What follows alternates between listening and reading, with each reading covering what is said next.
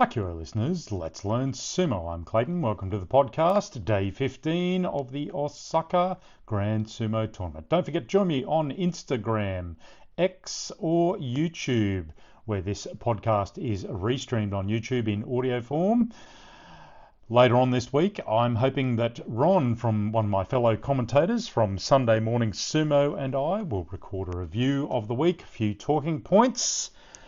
Let's get into it. Day 15, the final day of the tournament. We were coming into here with a possibility of a five-way playoff. But before we got to that point, Takayasu and Onosato were in the lead.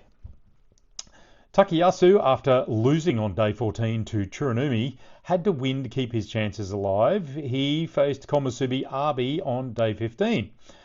So the perennial runner-up, Takayasu, he needed to win to force a playoff or to stay or to win the Yusho if Onosato lost. So Onosato wins, it forces a playoff. Onosato loses and Takayasu wins. Takayasu would win the Yusho outright. So first he had to face Abi.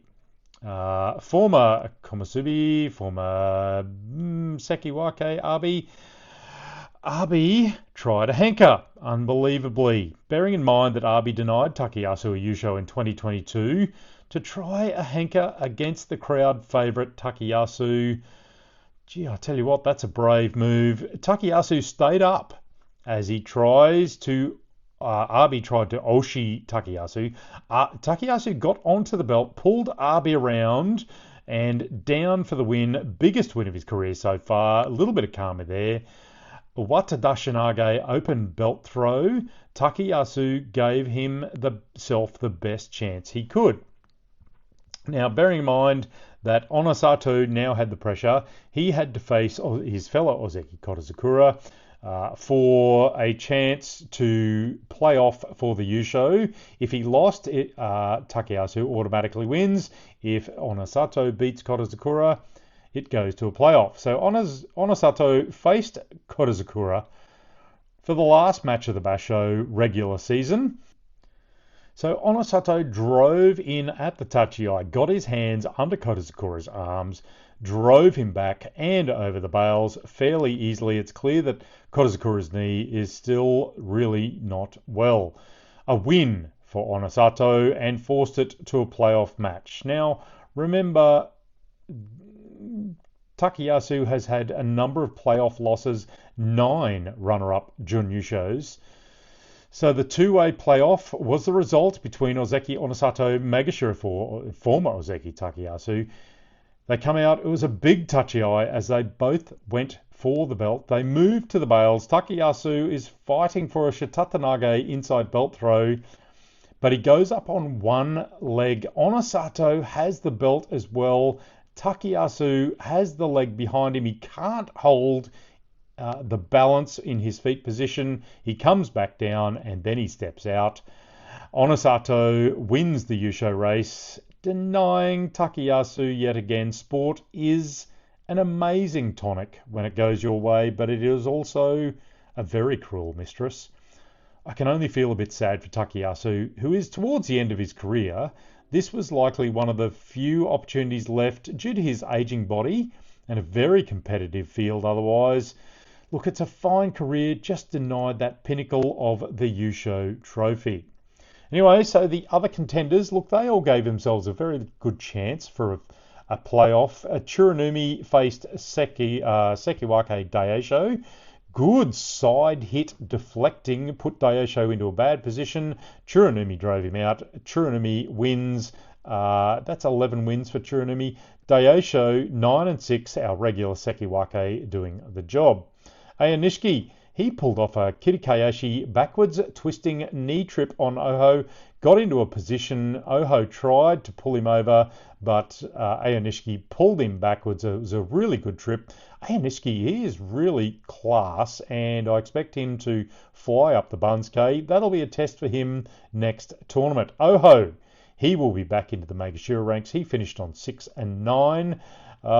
Kirishima, he showed a bit of class by getting onto the belt very fast of Toki Hayate. Look, got onto the belt, drove him back and out. It was all a bit too easy. Toki Hayate couldn't do anything about it. Kirishima gets his Kachikoshi, stays in the Sanyaku 8 and 7. Toki Hayate finished on 10 wins. Good for him. Abi, for his sins, he finished on 6 and 9. Wakataka Kage, he recovered from an early scare to basically yeet Hiradumi into the crowd, finish on 9 and 6. He's likely up to Komusubi next tournament. His brother, Wakamoto Haru, he also recovered from a bit of a scare and took Takeda Fuji out. Good tournament for Wakamoto Haru, 9 and 6.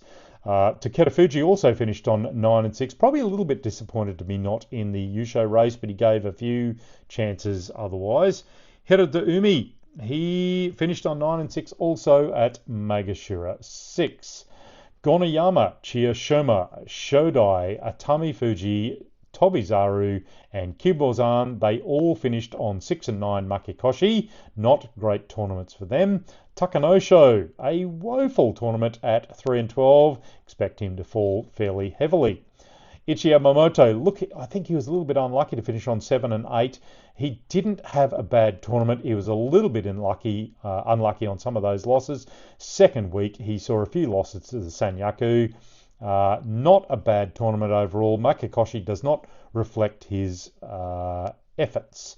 Ura, it's a really strange arm's length battle with Tobizaru, but won in the end to finish Makikoshi 7 and 8 also. But I did quite enjoy his little bit more orthodox sumo in some of the fights this time. It did work for him. I think he needs to focus on that a little bit more. Tamawashi showed Shishi the effect of some strong Oshi pushing. He finished with a win over Shishi. Very dominant win, 10 and 5 for Tamawashi. Shishi, not a bad tournament, 9 and 6. He'll be coming up the Bansuke as well. Hakuoho beat Asakoryu for his 9 and 6. Good double inside grip and a drive out win there. Endo took another flying leap into the crowd. And look, after his beating he's copped about the last 5 matches, he looked really not quite well, very concussed actually to finish 7 and 8. He was a bit wobbly coming back into the ring. Midori Fuji finished with a really good Katasakashi throw on the very big man Mitokayumi, showing how much leverage he can get off the shoulder to literally throw very much larger people around. 9 and 6 for Midori Fuji. He'll be coming back up to probably Megashira 6 or 7, maybe 8. Meisei also finishing on 9 and 6, a pretty good second week for him. Ayanishiki Tsurunumi, like I said, 11 and 4. Toki Hayate, 10 wins. So a good tournament, but a sad ending for Takayasu fans. Onosato, well, look, that puts him in contention for Yokozuna if he can win again in May. That is a possibility with Hoshoryu still injured. No guarantee that his elbow will be better. Ligament damage does take a long time to repair. Kotozakura, with his knee, is a real possibility to still be struggling come May. So join me later this week as Ron, one of my fellow Sunday morning sumo commentators on YouTube, and I go through the tournament talking points. Until then, Hakioi listeners, let's learn sumo.